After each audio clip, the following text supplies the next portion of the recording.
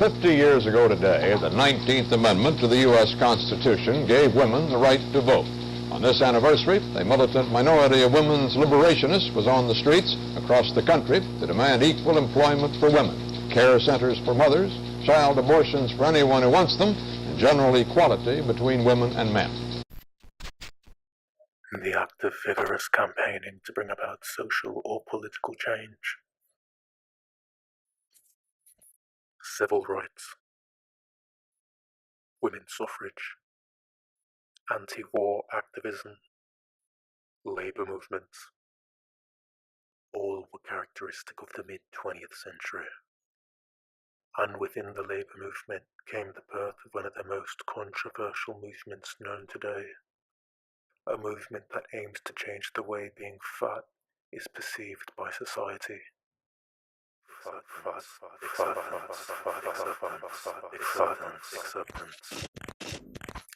Fat acceptance. New York, Central Park, 1967. 500 people come together in an event that became known as the Central Park Fat-In to fight against weight discrimination in the workplace and in society.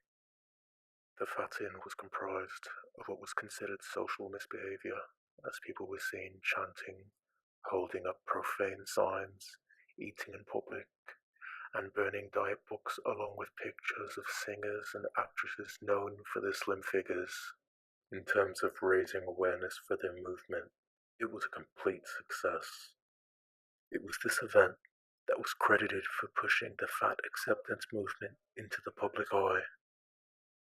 2 years later, the National Association to Aid Fat Americans was born.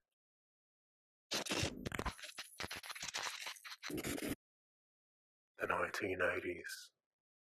Over the years, as the fat acceptance movement gained support, the concept of narrow beauty standards found its way into the conversation more, and more.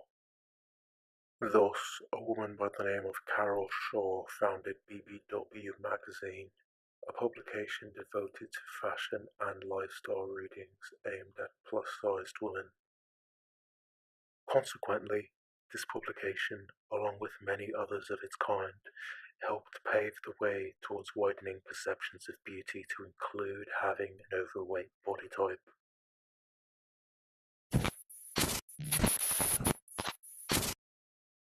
'21st century. Obesity is at an all-time high. Nearly 40% of adults and 20% of teenagers are obese. Our people are bigger than ever. But is bigger possibly better?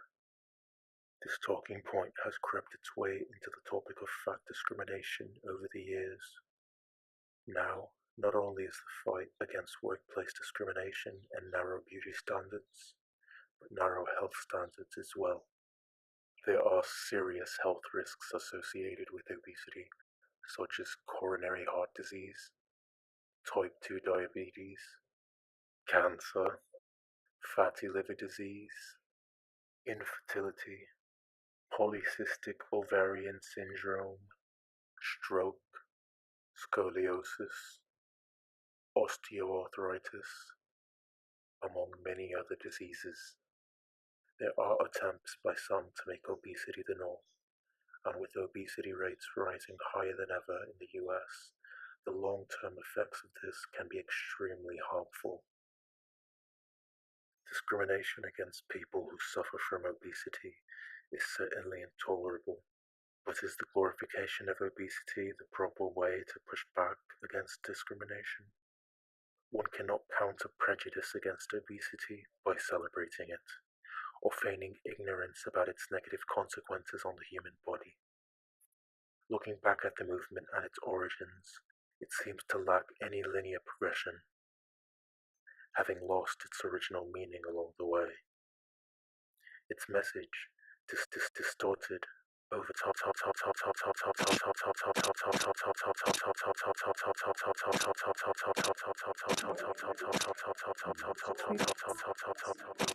beautiful young women.